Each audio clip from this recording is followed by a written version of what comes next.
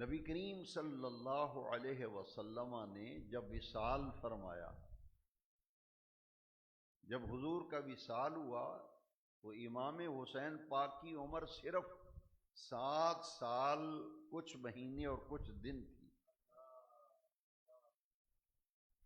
تقریباً 7 سال کی عمر تھی صرف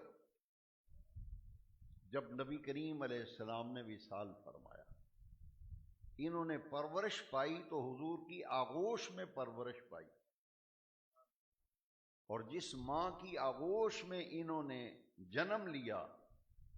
اور جس ماں کی آغوش میں انہوں نے پرورش کی منزلیں طے کی، وہ سیدہ خاتون جنت فاطمۃ الزہرا ہیں، جن کے بارے میں حضور نے فرمایا فاطمۃ سیدۃ نساء الجنہ، میری یہ بیٹی جنت کی تمام عورتوں کی سردار ہے۔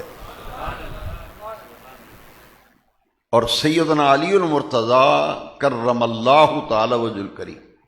جو حسنین کریمین کے والد ماجد ہیں،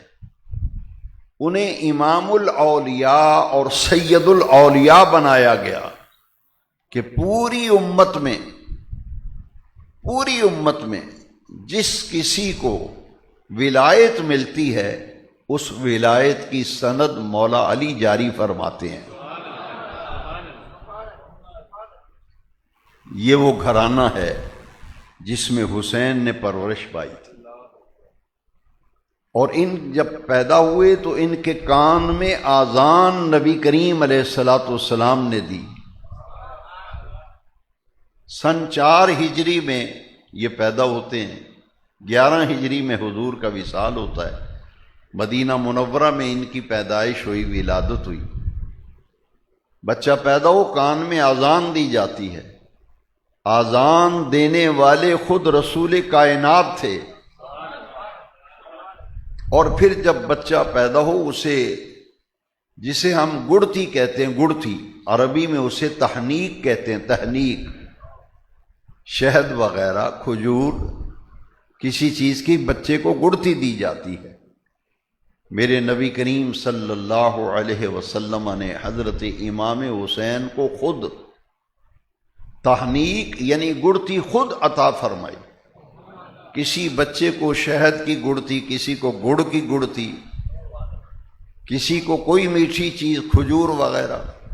لیکن حسین پاک وہ ہیں جن کو تاجدار کائنات نے اپنے لعاب دہن کی گڑتی عطا فرمائی۔